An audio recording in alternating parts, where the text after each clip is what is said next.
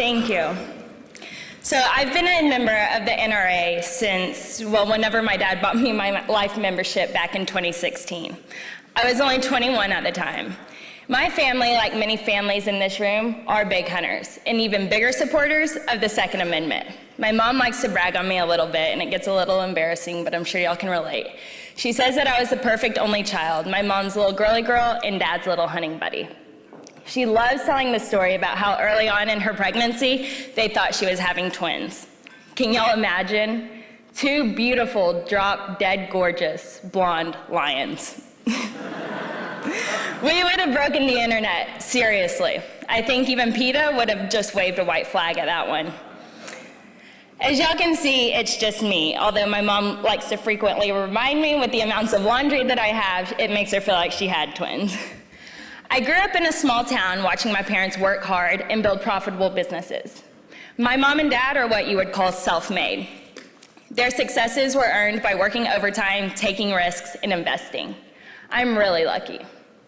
What a blessing and inspiration to have entrepreneurs as parents. It taught me to look for business opportunities even at a young age. At 4 years old, I took pictures from my coloring book and sold them to customers visiting my parents' store. I mean, come on, who can resist buying from a little redheaded 4-year-old? I only made a few dollars, however, the seed was planted. In middle school, I sold duct tape wallets.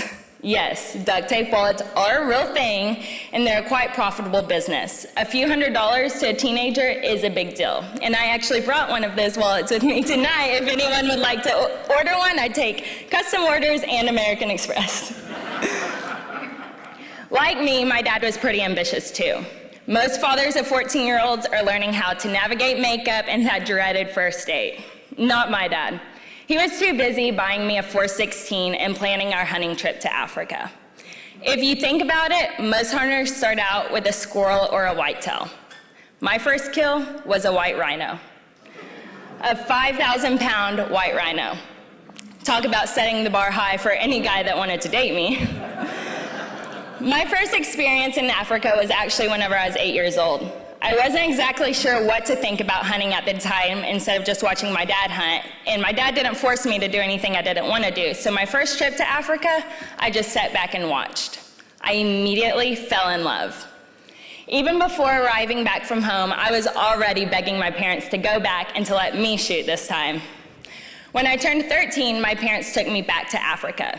And I think my dad tricked me a little bit because whenever it came to the kick of a gun, the first gun I ever shot was a 416.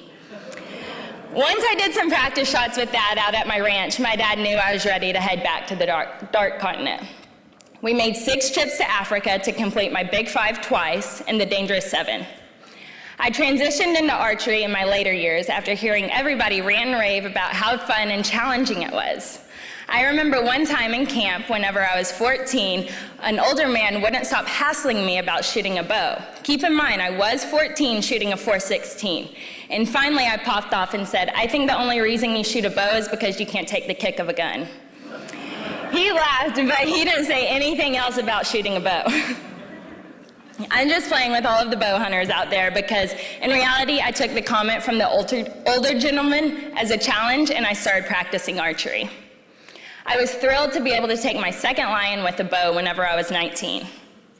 The memories we made in the bush were unforgettable.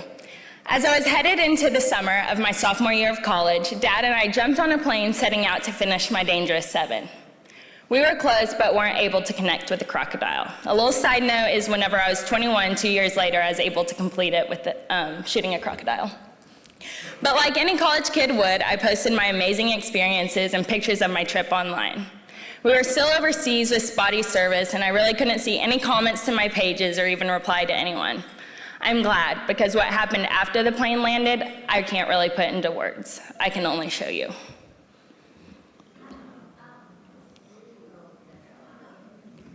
My mom and dad went into protection mode, calling constantly, instructing me not to walk the same way to class and never drive the same route home. I felt like my life was turning into an episode of Criminal Minds. It wasn't just the death threats, fake news, or the hate mail that was overwhelming. It was the activists who harassed my family, friends, coaches, and teachers. Those activists taught me there is a force of evil attacking hunting enthusiasts we hunters are not prepared for. Thousands of activists, 175,000 to be exact, signed a petition to have me banned from Africa. Another petition of 370,000 to have me removed from Facebook.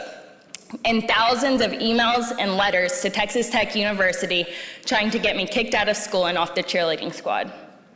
Thankfully, the university president was a hunter. He told me to focus on school and they would supply extra security for me.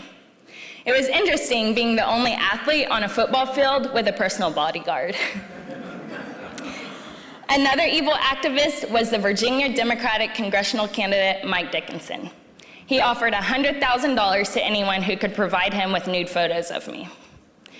He stated that if I was old enough to hunt, then I was old enough to be hunted down. This was one of many thousands of sick and twisted attempts to sexually exploit and promote others to do so as well.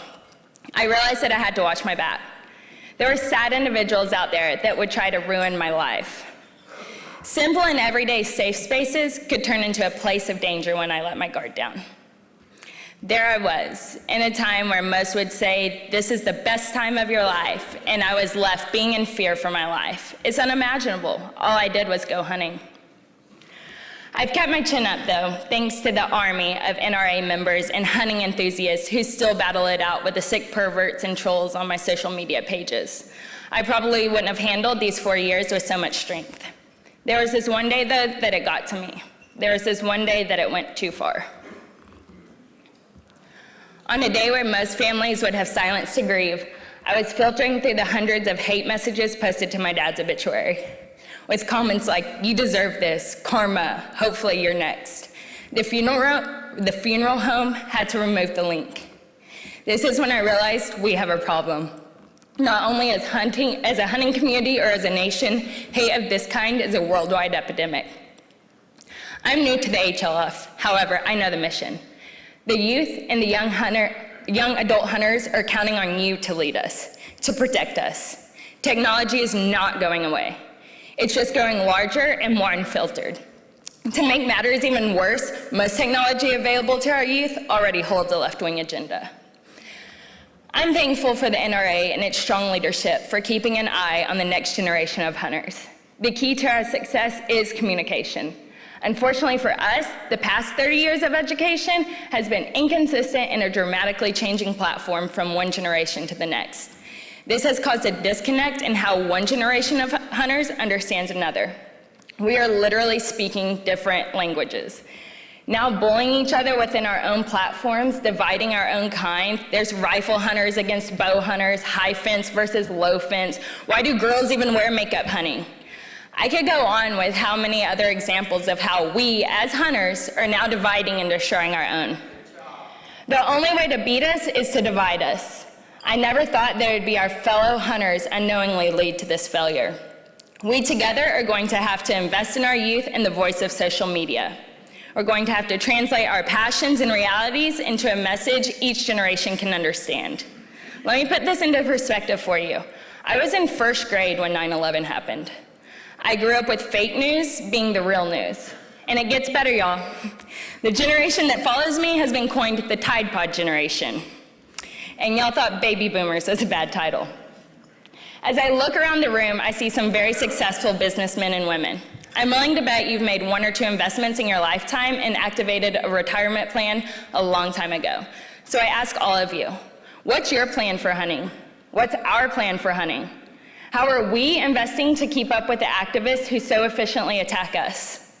The antis and the liberals are investing in their army. It's time we show them the force behind our next generation. My generation and the one that follows need mentors. They need strong leadership. We daily navigate through the noise and the lies. My answer is to invest. Invest in education, invest in mentor programs, invest in social media outlets, and invest time into getting to know your youth and young adults. You'd be surprised as how much they want to learn from you. Because the reality is, they're not getting that education in the classrooms and at home any longer. The world has changed and liberals are not holding back. Let's show them that we together can make the next generation great again. Thank you.